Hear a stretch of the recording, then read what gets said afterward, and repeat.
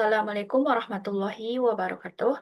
Perkenalkan nama saya Tria Mayawita dengan NIM 23349040 dari Prodi Penginderaan Jauh dan Sistem Informasi Geografis. Baiklah, di sini saya akan menjelaskan tentang pembersihan data spasial dengan mata kuliah Spatial Data Mining. Kita lihat yang A, masalah dalam data spasial. Yang pertama ada data spasial tercemar. Dalam praktik nyata, data spasial sering tercemar oleh berbagai masalah seperti ketidaksesuaian skala dan proyeksi, inkonsistensi bentuk dan sampel, ketidakcocokan antar lembar ke data, redundansi, perbedaan sistem koordinat, hingga deformasi grafik. Selain itu, terjadi pula kehilangan atau pengulangan titik atau garis, kesalahan panjang garis, serta ketidaksesuaian topologi. Masalah yang paling umum meliputi ketidaklengkapan, ketidakakuratan, pengulangan, dan inkonsistensi data. Kita lihat yang bagian 1.1, data spasial tidak lengkap. Kelengkapan data spasial sering terganggu oleh kesalahan desain, standar pengukuran yang tidak terpenuhi, atau input yang kurang teliti. Nilai yang hilang dapat ditangani dengan cara diabaikan, diberi nilai khusus, atau diperkirakan melalui metode seperti estimasi, Bayesian, pohon, keputusan, himpunan kasar, model binar, maupun nilai statistik, ataupun disebut dengan rata-rata maksimum minimum. Kita lihat 1.2, data spasial tidak akurat. Ketidakakuratan data spasial adalah perbedaan antara data dengan kondisi nyata yang dapat disebabkan oleh metode pemrosesan, presisi posisi, resolusi, atau kesalahan identifikasi. Bentuknya bisa berupa data salah, usang, atau tidak jelas, atau hasil generalisasi. Akurasi yang rendah membuat banyak data tidak optimal digunakan dan menyulitkan integrasi. Penanganannya dapat dilakukan dengan analisis statistik, pemeriksaan dokumen, aturan validasi, serta reorganisasi data agar lebih bermakna dan terintegrasi. Kita lihat 1.3, data spasial berulang. Data spasial berulang muncul karena adanya duplikasi objek, baik identik maupun mirip akibat kesalahan penulisan, singkatan, atau variasi antar sumber. Duplikasi ini umum pada data multisumber dan dapat mengganggu akurasi serta efisiensi. Solusinya dilakukan melalui pembersihan atau penggabungan data atau record lingkar. Dengan aturan ekuivalen dan teknik pencocokan fusi, seperti pengurutan aritmatika dan pencocokan fusi, untuk mendeteksi dan menghilangkan duplikasi sehingga data lebih valid dan efisiensi. Kita lihat 1.4, data spasial tidak konsisten. Ketidakkonsistenan data spasial terjadi karena perbedaan struktur, format, skema, atau semantik untuk sumber data maupun akibat kesalahan input, pembaharuan, atau faktor teknis. Masalah ini dapat berupa konflik kontekstual, misalnya perbedaan tipe, pola, skema, atau ketidakcocokan topologi, dan konflik non-kontekstual, yaitu akibat kesalahan stokastik, perangkat, waktu, ataupun lokasi. Penyelesaiannya meliputi identifikasi entitas, resolusi konflik semantik, penetapan standar transfer, serta penerapan batasan integritas untuk mendeteksi nilai yang salah. Baiklah, kita lanjut yang kedua, yaitu ada kesalahan observasi dalam data spasial. Kesalahan dalam data spasial umumnya dibagi menjadi 3. Kesalahan sistematis, kesalahan bruton, kesalahan stokastik. Kesalahan sistematis muncul karena faktor fisik, teknis instrumen, atau operator biasanya teratur dan dapat dimodelkan. Yang kedua, kesalahan bruto terjadi akibat kesalahan tidak teratur dalam akuisisi, transmisi, atau pemrosesan data, sehingga harus dideteksi dan dikoreksi. Kesalahan stokastik berasal dari kondisi pengamatan, misalnya instrumen, lingkungan, pengamatan bersifat acak dan hanya mengikuti pola statistik jika dalam jumlah besar. Kita bisa lihat di gambar di samping, itu angka yang gambar ini. Yang pertama yaitu angka statistik tentang rata-rata data yang tidak akurat dan berulang. Di gambar yang kedua itu matriks koefisien berbagai jenis kesalahan observasinya. Selanjutnya, yang ketiga, kesalahan model pada data spasial. Model galat observasi data spasial terdiri dari model fungsional, misalnya hubungan observasi parameter, dan model stokastik atau presisi observasi. Keduanya digabung dalam model Gauss-Markov yang menggunakan metode kuadrat kecil untuk menyesuaikan data, mengestimasi parameter tak diketahui, serta menilai akurasinya. Kita lihat 3.1, kesalahan model dan uji hipotesis. Galat model adalah perbedaan antara model matematika yang dibangun dan realitas objektif. Karena realitas tidak diketahui, model dianggap sebagai hipotesis nol yang dibandingkan dengan hipotesis alternatif atau model yang lebih presisi. Perbedaan antara model awal dan model yang disempurnakan didefinisikan sebagai galat model. Tujuannya adalah memperluas dan menyempurnakan model agar semakin mendekati realitas. Lalu menguji apakah model alternatif benar-benar dan lebih baik dari model awalnya. Kita lihat yang 3.2, pengaruh kesalahan model terhadap hasil penyesuaian.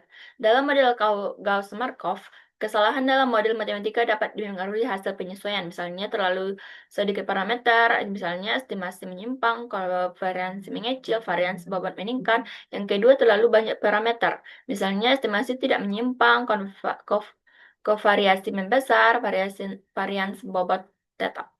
Yang ketiga, bobot salah. Estimasi tidak menyimpang, tetapi kovariasi berubah dan variansi bobot bisa menyimpang.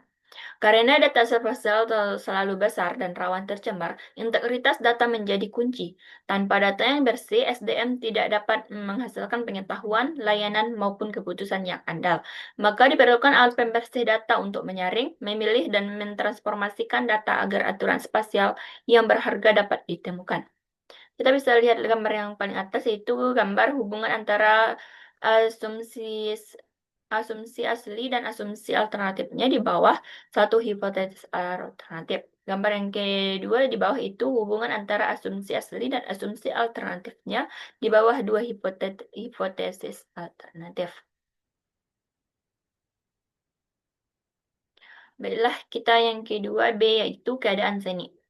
Yang pertama ada tahapan pengolahan kesalahan data spasial. Dalam hal penyesuaian fotogrametri, mengingat berbagai jenis kesalahan pengamatan, pengembangan model, penyesuaian dapat dibagi menjadi 4 tahap. Menurut Lian Yuan 2002. Yang pertama 1.1 yaitu tahap pertama, yaitu tugas penyesuaian mencakup mencari solusi presisi dengan modal fungsional dan metode bundel, mempelajari akurasi hasil untuk desain jaringan, serta memperkirakan previsi observasi. Dalam fotogrametri, kesalahan besar dikurangi melalui pemeriksaan observasi dan pelatihan operator. Namun, metode manual sulit mendeteksi kesalahan kecil. Kesalahan sistematis ditangani dengan alat kalibrasi atau metode pengukuran khusus. 1.2 yaitu tahap kedua. Tahap ini memproses kesalahan stokastik dan sistematik secara bersamaan. Dalam penyusunan fotogrametri, kesalahan sistematik yang tidak diketahui dimasukkan sebagai parameter tambahan dan dihitung bersamaan dengan parameter lain.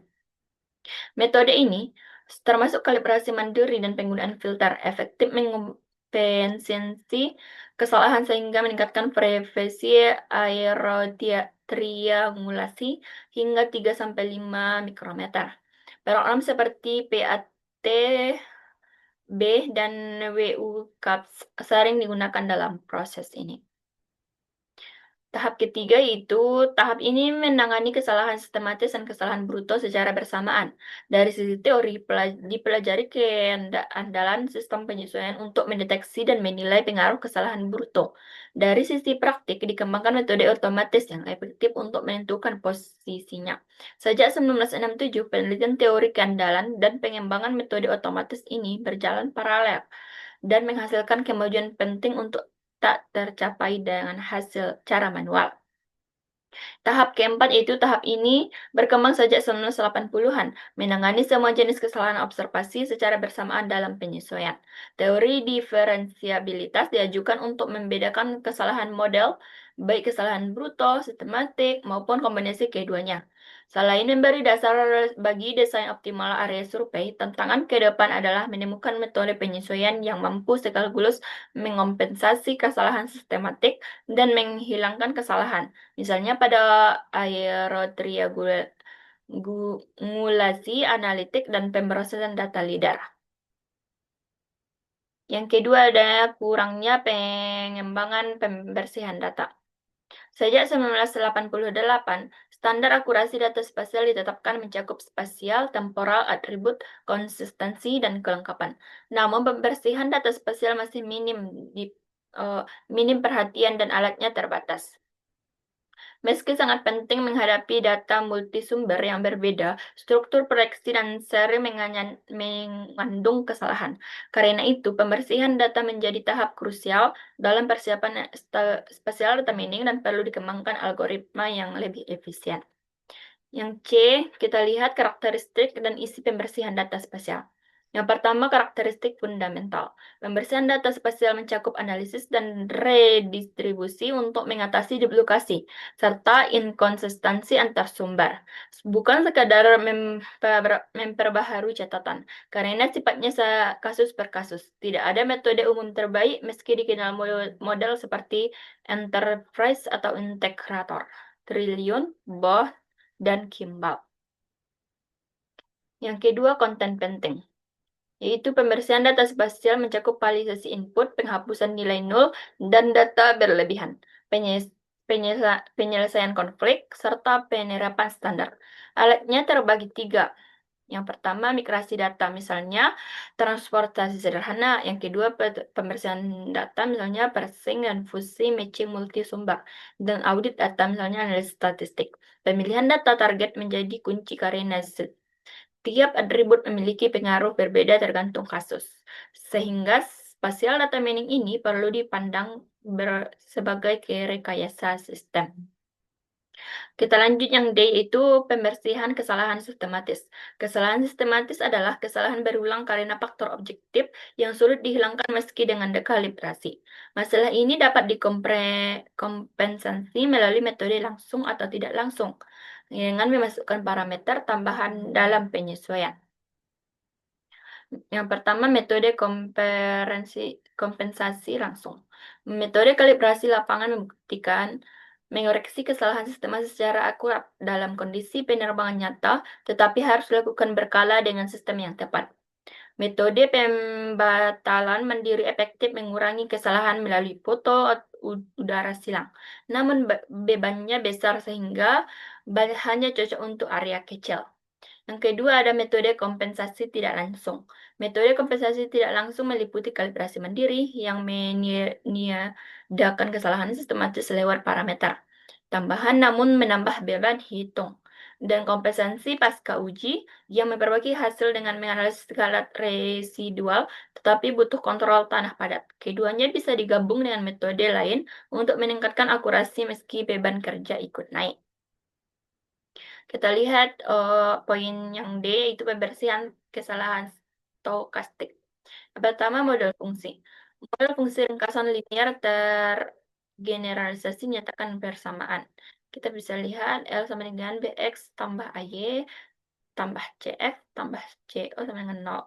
Model fungsi ringkasan linear tergeneralisasi menyatakan hubungan observasi dengan parameter non-acak dan acak. Melalui matriks koefisien yang diketahui, model ini memisahkan parameter teramati dan tidak teramati sehingga dapat digunakan untuk analisis penyesuaian dengan mempertimbangkan galat observasi. Yang kedua ada model acak, misalnya varians bobot satuan. Yang ketiga ada persamaan estimasi. Selanjutnya ada yang keempat berbagai keadaan khusus. Misalnya ada caranya kolokasi kuadrat terkecil. Cara yang kedua filter kuadrat terkecil dan estimasi. Tiga estimasi Bayesian. Keempat model linear dengan kendala linear. Yang kelima model linear umum. Yang selanjutnya poin yang F yaitu pembersihan kesalahan besar. Keandalan penyesuaian mencakup internal, kemampuan mendeteksi kesalahan bruto dan eksternal. Misalnya dampak kesalahan yang tidak terdeteksi. Yang keduanya diperkuat oleh observasi redundan. Deteksi kesalahan bruto umumnya dilakukan dengan model pergeseran rata-rata atau model inflasi varians melalui algoritma otomatis. Yang pertama, keandalan sistem penyesuaian. Penelitian reliabilitas sistem penyesuaian berawal dari teori Baarda 1967 sampai 1968. Membedakan reliabilitas internal eksternal serta memperkenalkan data scoping untuk mendeteksi kesalahan bruto. Koch kemudian mengembangkan variabel uji, sedangkan Forstner dan Koch memperluasnya ke hipotesis multidimensi agar dapat mendeteksi kesalahan multi-kesalahan. Lideran selanjutnya memperluas teori ini dengan model Gauss-Markov, kuadrat terkecil terpadu, dan estimasi robust, serta memperkenalkan metode iterasi bobot variabel. Perkembangan ini menjadikan sistem penyesuaian lebih andal dalam mendeteksi, membedakan, dan memposisikan kesalahan model. Yang kedua, kita lihat pengintaian data. Data spoofing yang diperkenalkan oleh Baarda menggunakan statistik norma standar untuk mendeteksi kesalahan besar pada pengamatan. Statistik mengikuti distribusi normal baku sama dalam kurung 0,1 dengan taraf signifikan. Diperoleh batas kritis, kita bisa lihat hipotesis 0 diterima atau tidak ada kesalahan besar. Dan jika V-nya 1 besar sama dengan 3, hipotesis 0 ditolak dan terdapat kesalahan besarnya juga. Yang ketiga, metode iterasi dengan bobot terpilih. Metode iterasi berbobot digunakan untuk mendeteksi galat bruto dengan mengurangi bobot observasi. Bobot observasi bermasalah hingga 0 melalui perhitungan berulang. Hasil akhirnya membuat galat tidak mempengaruhi penyesuaian. Fungsi bobot yang tidak harus meniadakan galat, menjaga bobot observasi normal, dan menjamin konvergensi cepat, biasanya berbentuk eksponensial. Baiklah, yang keempat ada iterasi dengan bobot terpilih dan dari estimasi robust. 5 prinsip robust menetapkan bahwa dampak kesalahan bruto harus dibatasi, meningkatkan bertahap menjadi 0 di atas ambang tertentu, tidak berubah drastis akibat kesalahan kecil, dan tetap konvergen cepat. Berdasarkan prinsip ini, estimasi robust dirancang untuk menahan pengaruh galat bruto. Metode kuadrat terkecil klasik tidak robust karena pengaruhnya sebanding dengan galat.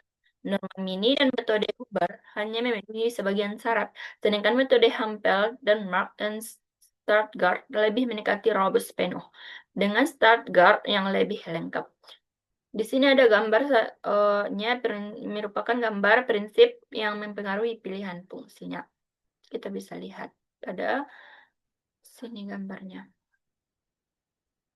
Lanjut ke 5, iterasi diawasi oleh estimasi varians posteriori. Metode bobot iteratif Lideran 1983 mendeteksi galat bruto dengan memanfaatkan varians posteriori. Observasi dengan varians besar diberi bobot kecil pada iterasi berikutnya hingga bobotnya turun mendekati 0, sehingga galat bruto tereduksi awalnya mirip data Knopfling, Baarda, tetapi lewat iterasi hasil akhirnya lebih presisi karena pengaruh galat bruto dihilangkan secara bertahap. Kita lanjut poin yang G, itu pembersihan grafis dan gambar. Yang pertama, koreksi deformasi radiasi, yaitu pembersihan data grafik dan citra bertujuan mengoreksi deformasi radiasi yang mempengaruhi kualitas citra pengiriman jauh. Koreksi ini mempertimbangkan faktor spektral matahari, transmisi atmosfer, sudut matahari dan sensor, karakteristik permukaan, serta properti dan mode perekaman sensor. Kita lihat 1.1 koreksi intensitas radiasi sensor. Metode pembersihan citra pengiriman jauh mengoreksi kesalahan sistem sensor dan data hilang akibat transmisi. Misalnya kesalahan sistemasi sensor MSS di atas dengan kalibrasi statistik yang mengoreksi penguatan dan pergeseran tiap elemen detektor. Selain itu, faktor seperti arus gelap, sensitivitas respon, gelombang, posisi, ketinggian, dan orientasi sensor juga dikompensasi agar kualitas citra tetap optimal. Yang 1.2 koreksi hamburan atmosfer. Efek filter lolos rendah frekuensi disebabkan hamburan atmosfer yang mengurangi kontras dan resolusi citra, serta menimbulkan kehilangan informasi, interferensi antar piksel, dan cahaya langit. Koreksi dilakukan dengan 3 metode, yaitu persamaan radiasi, misalnya jarang digunakan, pengukuran spektral lapangan menggunakan data filter lahan, dan perbandingan citra multivitam, misalnya menggunakan vitamin inframerah sebagai standar untuk menghitung koreksi hamburan. Kita lihat 1.3 koreksi iluminasi. Kondisi pencahayaan mempengaruhi kualitas citra. Koreksi dilakukan dengan menyesuaikan kecerahan rata-rata berdasarkan posisi matahari dan mengurangi bintik cahaya melalui analisis kurva Fourier. Kita lihat 1.4 penghilang kebisingan. Derauh pada citra penghilangan jauh muncul dalam beberapa bentuk, misalnya derauh periodik dapat dikurangi dengan transformasi Fourier. Derauh stripping itu koreksi dengan penyesuaian gain strip, atau derauh terisolasi itu dihapus dengan penyaringan median, dan derauh acak diatasi dengan merata-ratakan citra dengan atau koreksi fisik lainnya. Yang kedua ada koreksi deformasi geometris. Pembersihan deformasi geometrik pada citra mengoreksi perpindahan relatif antar citra, khususnya paralaks arah X dan Y. Setelah koreksi distori dan radiometrik, deformasi piksel dihitung dengan perbedaan abu-abu antara citra kiri dan kanan. Nilai paralaks pada titik grad regular diperoleh melalui interpolasi bilinear dan dari keempat titik sudut sekitarnya, sehingga terbentuk grid paralitik yang digunakan untuk koreksi deformasi geometrik. Selanjutnya, 3 kasus pembersihan gambar. Contoh citra udara, kita bisa lihat gambar yang poin yang kedua itu gambar udara sebelum dan sesudah dibersihkan. Yang gambar A ini gambar asli, yang kedua gambar yang sudah dibersihkan. Kita lanjut yang ketiga, ada kasus pembersihan gambar. Contoh citra udara distrik di Nanding, Guangxi 1998, skala 1:2000, menunjukkan efektivitas pembersihan citra. Citra asli kabur akibat distorsi radiometrik dan deformasi geometris, membuat objek sulit dikenali. Setelah pembersihan, citra menjadi lebih jernih, objek lebih mudah dibaca, dan kabut, misalnya di persegi sudut kanan, berhasil dihilangkan. Adapun kesimpulan dari materi pembersihan yang pembersihan data spasial yang saya jelaskan itu pembersihan data spasial bertujuan meningkatkan kualitas dan akurasi data dengan mengoreksi kesalahan numerik, geometrik, dan sistematis, serta menghilangkan duplikasi, nilai nol, dan nilai konflik data. Kesalahan sistematis dan bruto kompensasi melalui metode langsung maupun tidak langsung, sedangkan keandalan sistem penyesuaian memastikan deteksi dan pemisahan galat secara efektif. Pada data citra dan grafis, pembersihan mencakup koreksi deformasi radiasi, derauh, pencahayaan, dan deformasi geometrik sehingga citra menjadi lebih jelas dan objek lebih mudah dikenali. Dengan demikian, proses ini menghasilkan data spasial yang akurat, stabil, dan siap digunakan untuk analisis dan pengambilan keputusan. Sekian dan terima kasih. Baiklah, itu saja penjelasan dari PPT saya. Apabila ada kesalahan, saya minta maaf. Saya akhiri dengan nun wal qalam turun. Wassalamualaikum warahmatullahi wabarakatuh.